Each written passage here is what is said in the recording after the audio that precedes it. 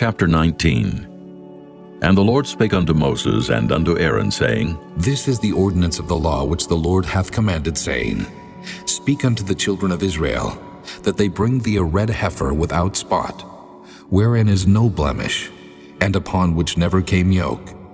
And ye shall give her unto Eleazar the priest, that he may bring her forth without the camp. And one shall slay her before his face. And Eleazar the priest shall take of her blood with his finger, and sprinkle of her blood directly before the tabernacle of the congregation 7 times. And one shall burn the heifer in his sight. Her skin, and her flesh, and her blood with her dung shall he burn. And the priest shall take cedar wood, and hyssop, and scarlet, and cast it into the midst of the burning of the heifer. Then the priest shall wash his clothes, and he shall bathe his flesh in water.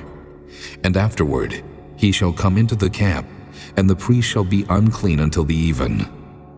And he that burneth her shall wash his clothes in water, and bathe his flesh in water, and shall be unclean until the even. And a man that is clean shall gather up the ashes of the heifer, and lay them up without the camp in a clean place. And it shall be kept for the congregation of the children of Israel for a water of separation. It is a purification for sin. And he that gathereth the ashes of the heifer shall wash his clothes, and be unclean until the even. And it shall be unto the children of Israel, and unto the stranger that sojourneth among them, for a statute forever. He that toucheth the dead body of any man shall be unclean 7 days. He shall purify himself with it on the 3rd day, and on the 7th day he shall be clean. But if he purify not himself the 3rd day, then the 7th day he shall not be clean. Whosoever toucheth the dead body of any man that is dead, and purifieth not himself, defileth the tabernacle of the Lord, and that soul shall be cut off from Israel. Because the water of separation was not sprinkled upon him, he shall be unclean. His uncleanness is yet upon him.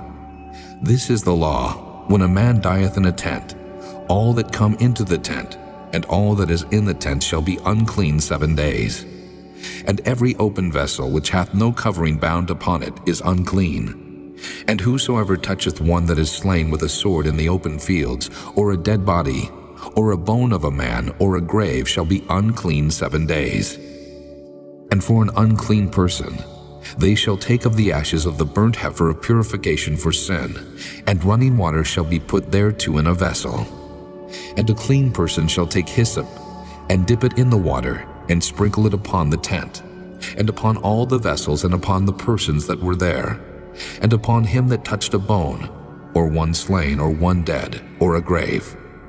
And the clean person shall sprinkle upon the unclean on the 3rd day, and on the 7th day. And on the 7th day he shall purify himself, and wash his clothes, and bathe himself in water, and shall be clean at even.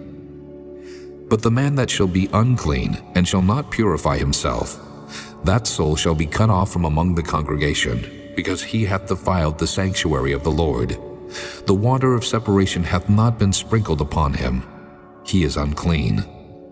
And it shall be a perpetual statute unto them, that he that sprinkleth the water of separation shall wash his clothes, and he that toucheth the water of separation shall be unclean until even.